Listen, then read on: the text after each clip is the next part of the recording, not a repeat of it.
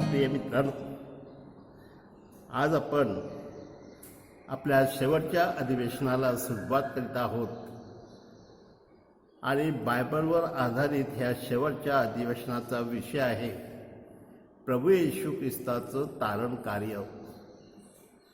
माझ्या प्रिय बंधूंनो, प्रभू येशू ख्रिस्ताने जगाचं तारण केलं, संपूर्ण जगातील सर्व माणसाचं तारण केलं, हे आपण वर्षानुवर्षे ऐकत आहोत। आणि तरी देखील आज आपल्या मनामध्ये भीती आहे की मी कार्य केल्यानंतर परमेश्वर मला स्वर्गात घेईल की माझ्या पापामुळे मला नरकात नेईल।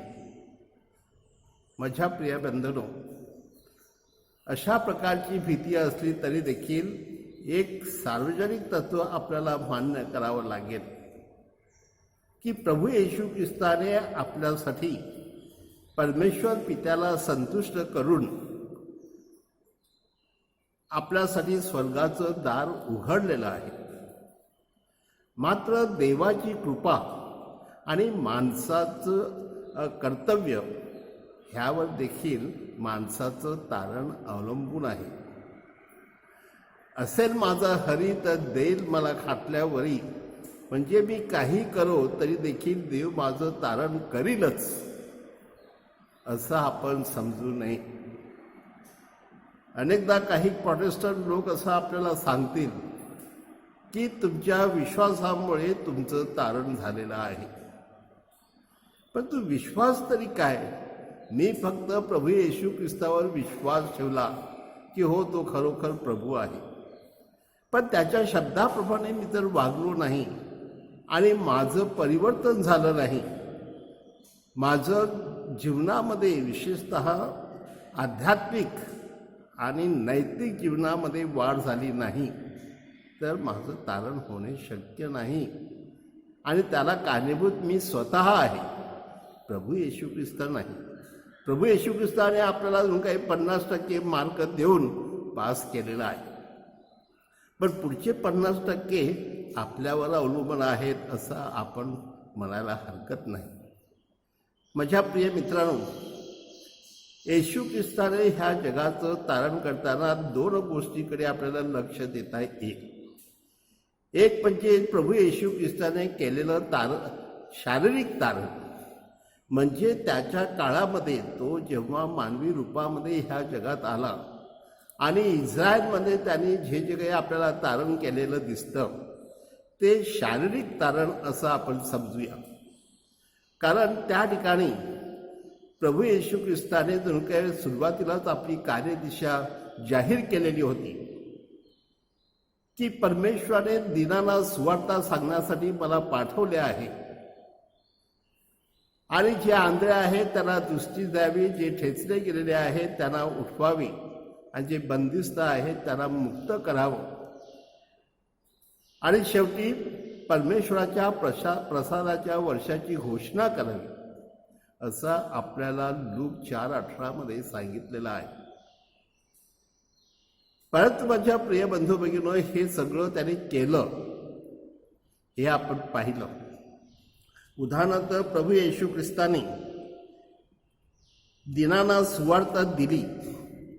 कारण मत्तय 4:25 आपल्याला सांगण्यात आलेलं आहे की येशू ख्रिस्त आपलं कार्य करत असताना काही लोक गालिलमधून, येरुसलेममधून, दकापलीस किंवा यहुदिया आणि यार्दनच्या पलीकडचे लोक त्याच्याकडे आले आणि त्याने त्याला बरे केले.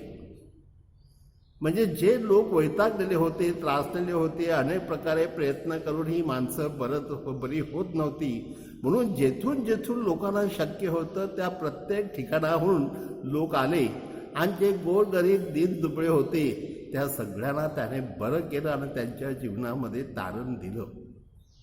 आणि माझ्या प्रिय बंधूंनो, ह्याद्वारे आपल्याला कळलेलं आहे की प्रभू येशू ख्रिस्ताने ह्या ठिकाणी जे दीन होते त्यांना सुवार्ता दिलेली आहे, त्यांच्या जीवनामध्ये स्वर्गाचं राज्य निर्माण केलेलं आहे, त्यांचं तारण केलेलं आहे. हो प्रिय बंधू भगिनींनो, त्याप्रमाणे मत्तय 15:31 सुद्धा आपल्याला सांगण्यात आलेलं आहे की येशू सांगतो धरून नेलेल्यांची सुटका. तशा प्रकारे धरून नेलेल्यांची सुटका केलेली आहे. उदाहरणार्थ आपण जर पाहिलं तर आपल्याला त्या ठिकाणी दिसून येईल जे लंगडे आहेत, जे पांगळे आहेत, त्या सगळ्यांना त्याने बरं केलेलं आहे. म्हणजे लंगडे चालू शकतात, आंधळे पाहू शकतात, बहिरे ऐकू शकतात किंवा मुके बोलू शकतात. ह्या सगळ्या गोष्टी त्याने आपल्याला दाखवलेल्या आहेत. आणि म्हणून कारण आपल्याला उदाहरणार्थ जेव्हा एक मुका भूतग्रस्त होता आणि तो बोलू शकत नव्हता आणि येशूने त्याला बरं केलं, तेव्हा त्याच्यातून भूत निघालं आणि तो बरा झाला. म्हणजेच भूताने काय त्याला धरून नेलेलं होतं असं त्या काळच्या लोकांची कल्पना होती. आणि म्हणून माझ्या प्रिय बंधूंनो, जे अशा प्रकारे अशुद्ध आत्म्याने धरून नेलेले होते त्या सगळ्यांना प्रभू येशू ख्रिस्ताने बरं केलेलं आहे. म्हणजे त्याची जी संकल्पना होती की जे धरून नेलेले आहेत त्यांची सुटका करण्यास मी आलेलो आहे आणि ते त्याने स्पष्ट केलं आणि त्यांना स्वर्गाचं दार उघडलेलं आहे. माझ्या प्रिय बंधूंनो, आपण मत्तय 9:27 सुद्धा पाहिल्यानंतर आपल्याला दिसून येईल की येशू ख्रिस्त आंधळ्यांना बरे करतो. हो माझ्या प्रिय बंधूंनो, आंधळ्यांना दृष्टी देतो. आणि जे अनेक वर्षापासून आंधळे होते किंवा काही जन्मापासून आंधळे होते त्यांना देखील येशूने बरं केलेलं आहे. आणि जगाला आश्चर्य करून दाखवलं की हा माणूस अगदी जन्मापासून आंधळा होता, भीक मागत होता आणि आज सगळीकडे फिरत आहे आणि चांगला व्यवसाय करीत आहे. म्हणजे माझ्या प्रिय बंधू भगिनींनो, हे सगळं झालं येशू ख्रिस्तामुळे. म्हणजे येशू ख्रिस्ताने आंधळ्यांना दृष्टी देऊन त्याला बरं केलेलं. आणि त्याचबरोबर हे देखील आपल्याला लक्षात येईल की येशू ख्रिस्त ह्या ठिकाणी दुसऱ्या अर्थाने सुद्धा सांगत आहे की खरोखर जे पाहतात परंतु ज्यांना दिसत नाही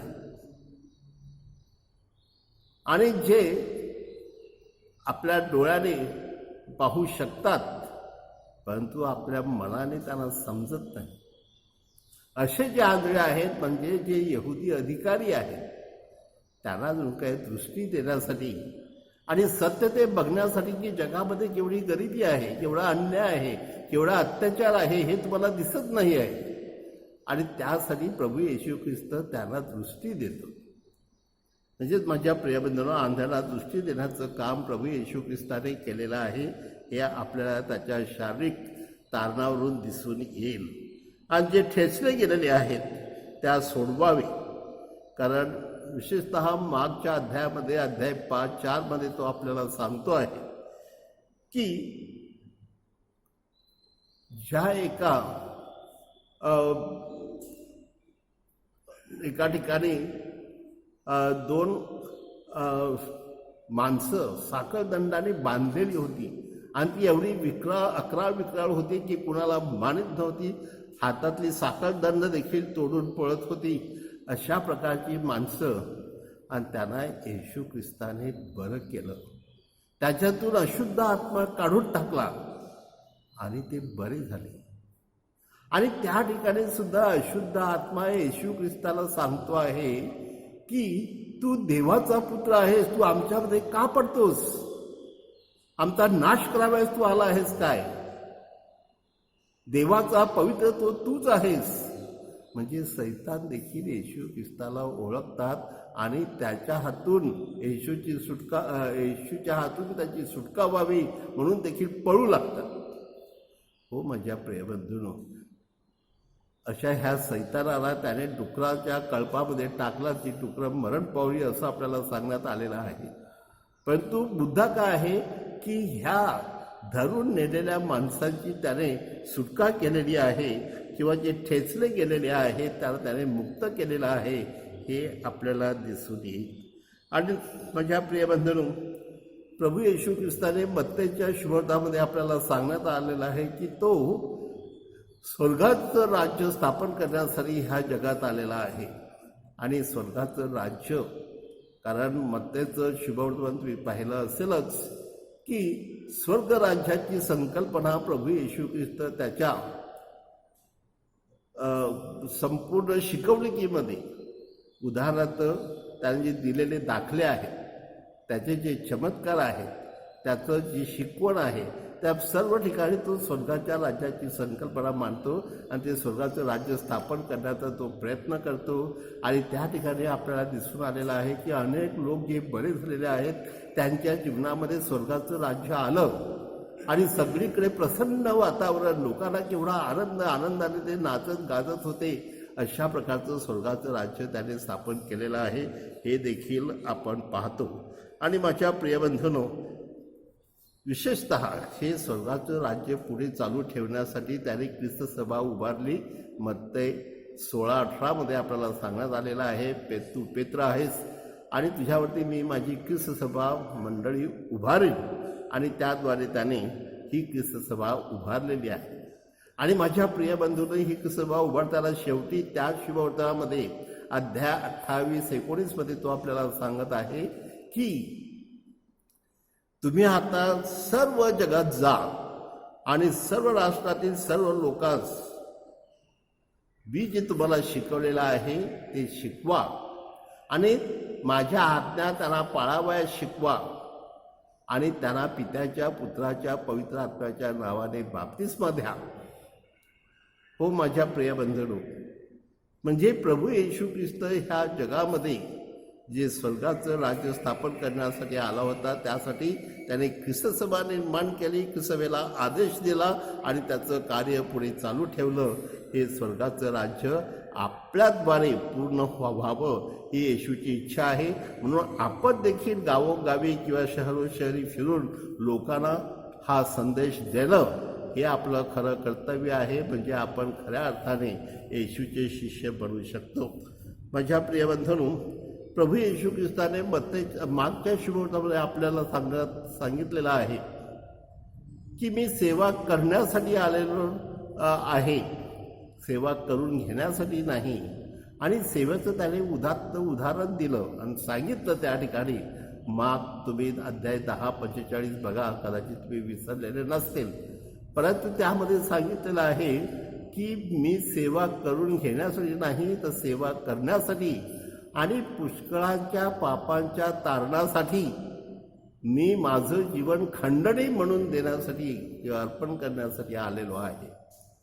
म्हणजे येशू ख्रिस्त सेवा केवढी करतो तर आपल्या जीवनाची आपला जीव समर्पित करून त्याद्वारे लोकांच्या पापांची खंडणी भरतो. म्हणजे माझ्या प्रिय बंधूंनो, येशू ख्रिस्ताने हे सेवेचं कार्य पुढे चालू ठेवलेलं आहे.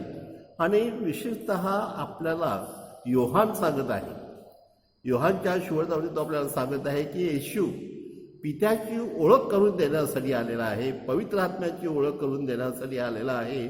आणि विशेषतः आपण अध्याय 14 ते 17 हे जे प्रकरण किंवा हे अध्याय वाचले तर आपल्याला दिसून येईल की येशू त्या ठिकाणी पित्याची ओळख करून देतो. आणि विशेषतः आपल्याला शुभवर्तमानामधील अनेक घटनांमध्ये विशेषतः जे आपण पाहतो की उधळा पुत्र आहे, उधळ्या पुत्रामध्ये परमेश्वर किती दयाळू आहे, परमेश्वर किती क्षमाशील आहे, परमेश्वर किती माणसाचा काळजीवाहू परमेश्वर आहे.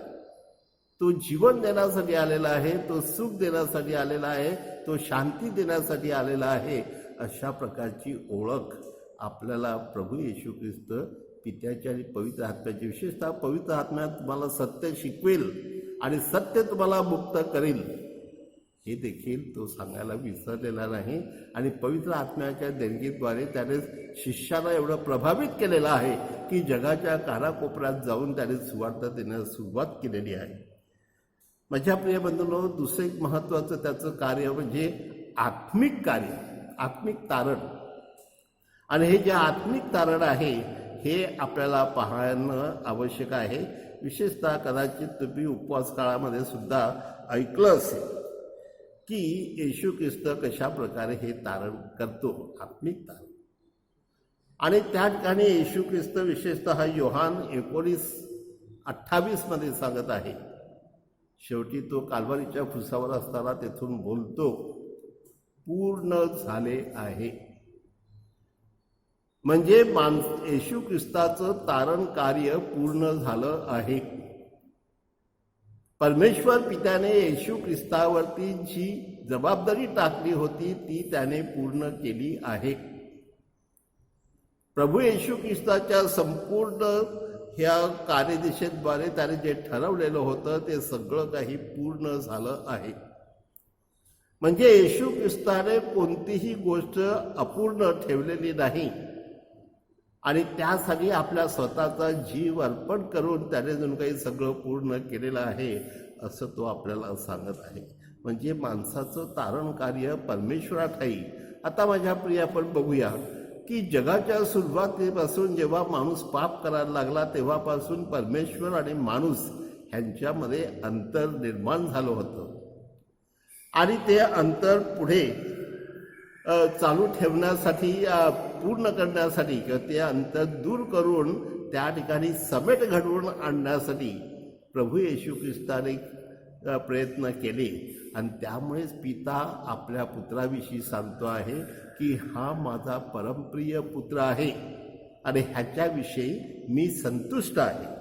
आणि माझ्या प्रियबंधूंनो, हे 2 वेळा तरी आपल्याला ऐकायला मिळतं. विशेष करून मत्तईच्या शुभमध्ये अध्याय 3 मध्ये 13 ते 17 आपण पाहूया त्या ठिकाणी.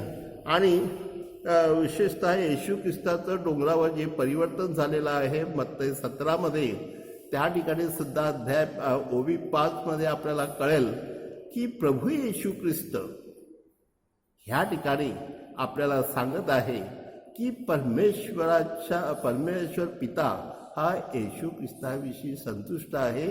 तुम्ही त्याचं ऐका आणि तो सांगेल त्याप्रमाणे करा, म्हणजे तुमचं ही तारण होईल. म्हणजे प्रभू येशू ख्रिस्त जे सांगेल तसं केल्याने, म्हणून प्रभू येशू ख्रिस्त आपल्याला मत्तई 28:19 मध्ये सांगत आहे की मी ज्या आज्ञा पिल्या आहे ते त्यांना करायला शिकवा किंवा पाळायला शिकवा. म्हणजेच आपली कृती ही महत्त्वाची आहे आणि परमेश्वराची कृपा आपल्याबरोबर सतत राहणार आहे. पण माणसाने आपलं कर्तव्य मात्र विसरू नये हे त्या ठिकाणी आपल्याला सांगण्यात आहे. तिसरी गोष्ट म्हणजे माझ्या प्रिय बंधूंनो, प्रभू येशू ख्रिस्ताने पित्याशी समेट घडवून आणलेला आहे. म्हणजे पापामुळे जे माणूस आणि देव ह्याच्यामध्ये अंतर निर्माण झालं होतं की येशू ख्रिस्त आदामने पाप केल्यानंतर आदाम लपला, तो परमेश्वराचा चेहरा पाहू शकला नाही आणि त्याला भीती वाटू लागली. मग त्याच्यामध्ये आणि परमेश्वरामध्ये अंतर निर्माण झालं. आणि माझ्या प्रियबंधूंनो, हे अंतर दूर करण्यासाठी प्रभू येशू ख्रिस्ताने आपल्या स्वतःचं बलिदान दिलेलं आहे. म्हणजे त्या पापाची किंमत दिलेली आहे की परमेश्वराचं हे कोकरू काल्वारीच्या वेदीवरती समर्पित करून परमेश्वराशी त्याने समेट केला आणि माणसाला स्वर्गाचं दार उघडलं आणि परमेश्वर आणि माणूस ह्यांच्यामध्ये चांगले संबंध परत सुरू झाले. हो माझ्या प्रिय बंधूंनो, आज आपण पाहणार आहोत की यशा संदेशाच्या पुस्तकामध्ये अध्याय 59:2 मध्ये की हे पापाचं अंतर वाढलेलं होतं आणि ते प्रभू येशू ख्रिस्ताने दूर केलेलं आहे.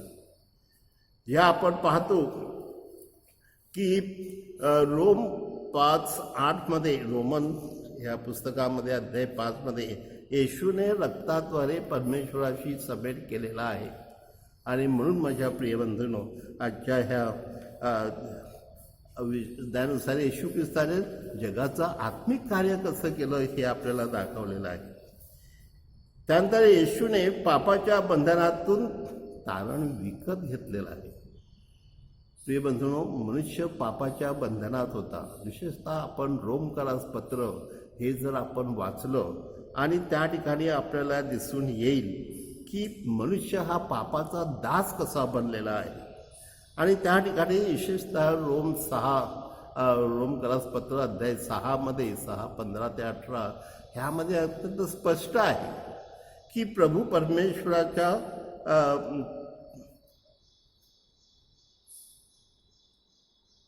पापाचे दास म्हणून जन्म, प्रभू येशू ख्रिस्त पापाचा दास म्हणून जन्माला आलेला नाही, तर तो मुक्त आहे आणि त्याने आपलं पापाद्वारे पापक्षमेद्वारे आपलं तारण केलेलं आहे. तर अध्याय रोमन 6:15 ते 18 वाचा, त्यापर्यंत अर्थ काय अधिक स्पष्ट होईल तुम्हाला. आणि म्हणून माझ्या प्रियबंधूंनो, जर आपण कलस्सीकरास पत्र अध्याय 1 ते 23 हे सुद्धा वाचल्यानंतर आपल्याला कळेल की मनुष्य हा अंधारात होता, अंधार कोठडीमध्ये होता आणि प्रभू येशू ख्रिस्ताने आपल्याला प्रकाशात आणलेला आहे आणि प्रकाश दाखवलेला आहे. आणि जो मनुष्य प्रकाशात चालतो म्हणजे प्रभू येशूमध्ये चालतो, तो कधीही पुन्हा अंधारात चालणार नाही. म्हणून माझ्या प्रियबंधूंनी ही गोष्ट आपण लक्षात घेऊया की प्रभू येशू ख्रिस्ताने आपल्याला ह्याद्वारे मुक्त केलेलं आहे. म्हणजे येशूच्या मरणाने आपण मुक्त झालो आहोत. आणि हे कधी होते तर आपल्या बाप्तिस्माच्या संस्कारावेळी. बाप्तिस्माद्वारे आपल्या सगळ्या पापाची परमेश्वर क्षमा करतो आणि आपल्याला मुक्त करतो, आपल्याला नवा प्रकाश देतो. आपल्या हातात मेणबत्ती दिली जाते, आपल्या समोर आपल्या खांद्यावरती सफेद फडका ठेवला जातो, अशासाठी की तुम्ही निष्कलंक आहात आजपासून आणि हे निष्कलंकपणे राहा तुम्ही आयुष्यभर, असं जणू काय आपल्याला सांगण्यात येतं. तो बाप्तिस्मा हा संस्कार जो आहे तो आपल्याला मुक्त करतो. आणि प्रभू येशू ख्रिस्त आपल्याला विशेष करून सर्व विकृतीतून मुक्त करतो. या जगामध्ये केवढी विकृती आहे. वाईट शब्द बोलणे, घाणेरडे शब्द बोलणे, विशेषतः वाईट विचार करणे, वाईट योजना आखणे, ह्या सगळ्या विकृतीतून विशेषतः आपण जर तिताचं पत्र अध्याय 4 मध्ये जर आपण पाहिलं, तिताचं पत्र अध्याय 2:13 ते 14 ह्यामध्ये प्रभू येशू ख्रिस्त ह्या विकृतीतून आपल्याला मुक्त करतं असं दाखवलेलं आहे. आणि माझ्या प्रियबंधूंनो, प्रभू येशू ख्रिस्त केवळ एका विशिष्ट समाजाचंच नाही तर संपूर्ण जगाचं तो तारण करतो. सर्व जाती, धर्म, सर्व युगातील सर्व लोक, ह्या सगळ्यांचं तो तारण करतो असं आपल्याला जे प्रकटीकरणाचं पुस्तक आहे त्यामध्ये आपल्याला अध्याय 5:9 ते 10 ह्याच्यामध्ये सांगतो आहे. प्रिय बंधनो, प्रभू येशू ख्रिस्ताने पापक्षमेद्वारे सर्व अपराधीपणा दूर केलेला आहे. आपण कदाचित मत्तई 9:3 मध्ये पाहिलेलं आहे की येशू त्या पक्षघाती माणसाला सांगतो आहे की जा, तुझ्या पापाची क्षमा झालेली आहे. आणि तो मनुष्य बरा झाला. पक्षघाती मनुष्य बरा झाला. जे 4-5 लोकांनी उचलून आणलेला होता तो मनुष्य एका क्षणामध्ये चालू लागला, कारण त्याच्या पापाची क्षमा झालेली आहे. म्हणजे आपल्या पापाची क्षमा झाल्यानंतर आपण मुक्त होतो. प्रभू येशू ख्रिस्त अशा प्रकारे आपला अपराधीपणा दूर करतो आणि स्वर्गाचं राज्य आपल्याला देतो, म्हणजेच आपला आत्मिक तारण करतो. माझ्या प्रिय बंधूंनो, संत पौल देखील आपल्याला सांगत आहे की येशू ख्रिस्त मरण पावला तेव्हा क्रुसावरील खिळ्याद्वारे त्याने तुम्हाला मुक्त केलेलं आहे. त्याच्या हातापायाला खिळे ठोकले आणि त्या शरीरातून जे रक्त बाहेर पडलं आणि ते समर्पण त्याने प्रभूला पित्याला अर्पण केलं, त्यावेळेला त्याने आपल्याला मुक्त केलेलं आहे. आणि म्हणून आपण आपल्या पापक्षमेद्वारे प्रभू येशू ख्रिस्त आपल्याला सर्व अपराधीपासून दूर करतो असं सांगण्यात आलेलं आहे. माझ्या प्रिय बंधूंनो, येशूने परमेश्वरासमोर आपणास नीतिमान असं जाहीर केलेलं आहे. कारण ज्याला पाप ठाऊक नव्हतं असा पाप म्हणून झाला आणि त्याने सर्व जगाला पापातून मुक्त केलं, असं माझ्या प्रिय बंधूंनो आपल्याला करंथीकरात दुसरे पत्र अध्याय 5:21 मध्ये आपल्याला सांगण्यात आलेलं आहे. आणि परमेश्वर तेव्हापासून आपली पापं जमेस धरत नाही. म्हणून माझ्या प्रिय बंधूंनो, हे लक्षात आपण ठेवूया की परमेश्वर आपल्याला ह्या गोष्टीपासून आपल्या सर्व पापांची आपल्याला क्षमा करतो. आणि कारण येशूने आपलं बलिदान आपल्यासाठी दिलेलं आहे, त्याचं बलिदान आपल्यासाठी दिलेलं आहे, हे देवाला ठाऊक आहे. आणि म्हणून देवामध्ये आपण श्रद्धेची मुलं आहोत. माझ्या प्रिय बंधूंनो, आपण ख्रिस्त परिधान केलेला आहे असं आपल्याला गलतीकरात अध्याय 3 26 ते 27 ह्याच्यामध्ये सांगितलेलं आहे की प्रभू येशू ख्रिस्ताने ह्या बाप्तिस्माद्वारे आपल्याला देवाची मुलं बनवलेली आहे पापक्षमेद्वारे. आणि त्यामुळे आपण ख्रिस्त परिधान केलेलं आहे आणि त्यामुळे आपलं तारण झालेलं आहे. तर हे जे आत्मिक तारण जे म्हणतो माझ्या प्रिय बंधूंनो, प्रभू येशू ख्रिस्ताच्या ह्या बलिदानाने झालेलं आहे. आणि त्याद्वारे आपल्याला हे संस्कार दिले जात आहेत आणि आपल्याला आठवण करून दिले जात आहे. म्हणून प्रत्येकाने आपल्या घरामध्ये आपल्या बाप्तिस्म्याद्वारे परमेश्वराने मला कसं तारणमुक्त केलेलं आहे, म्हणजे सगळ्या विकृतीतून मुक्त केलेलं आहे, हे मी ठरवलं पाहिजे. हो माझ्या प्रिय बंधूंनो, येशूने पवित्रीकरणाद्वारे परमेश्वराच्या कार्यासाठी सिद्ध असं केलेलं आहे. कारण प्रभू येशू ख्रिस्त आपल्याला पवित्र करतो. आपली पापं नष्ट होतात. आपण देवाशी समेट आपला झालेला असतो.